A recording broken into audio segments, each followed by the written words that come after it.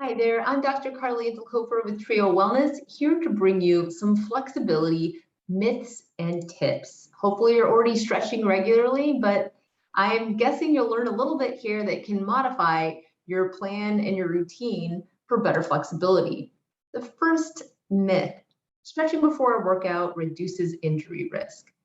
This was thought to be mainstream, well-known understanding back in the 90s, but what we now know is that stretching before activities that demand a lot of power can reduce performance and lead to a higher injury risk. Now, the details about how you stretch are what matter here. If you're holding stretches for a long time, those static stretches, those passive stretches, those can lead to a higher injury risk.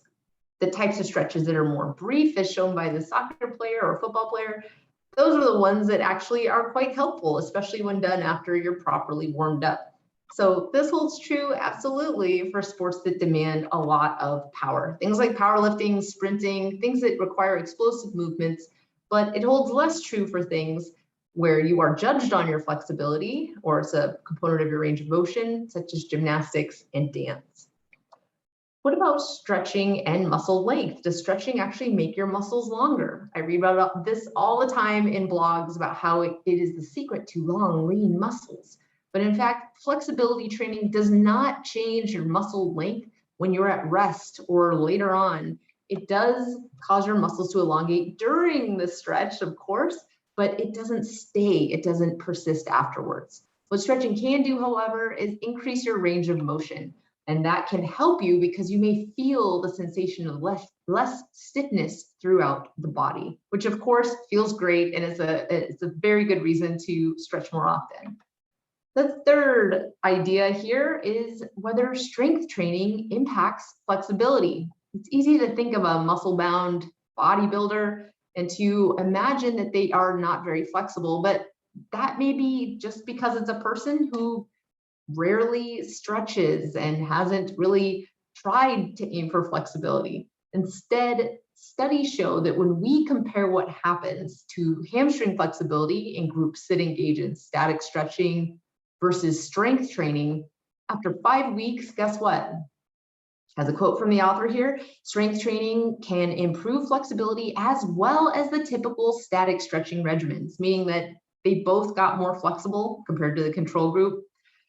Yes, strength training increases flexibility. Kind of shocking, right? It's not going to make you a contortionist, but it is going to help you have better motor control and basically be a little bit better at flexibility with a greater range of motion.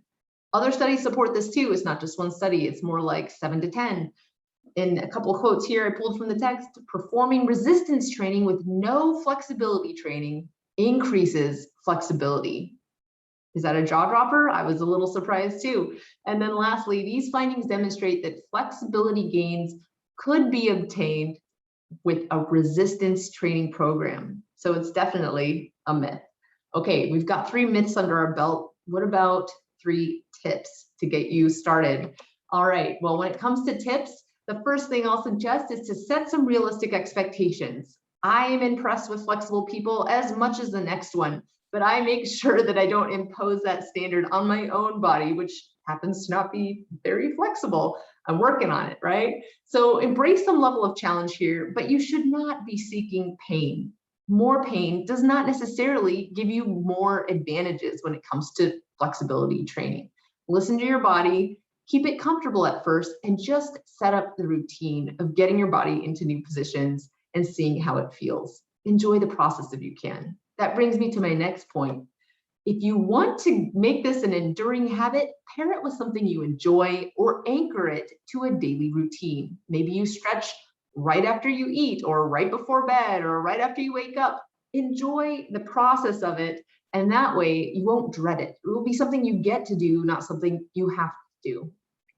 And number 3, if you want to stick with it, there's one key that tends to work for everyone, and that's involving others. So don't be afraid to get social and involve friends, family, the kids, of course, or try group exercise classes that have a strong flexibility component. That includes things like Pilates, yoga, bar classes, and just plain old flexibility classes that are becoming more popular. Okay, that does it for 3 quick flexibility myths and tips to inspire you to practice a stretching routine. I hope you learned something new, and thank you for joining me.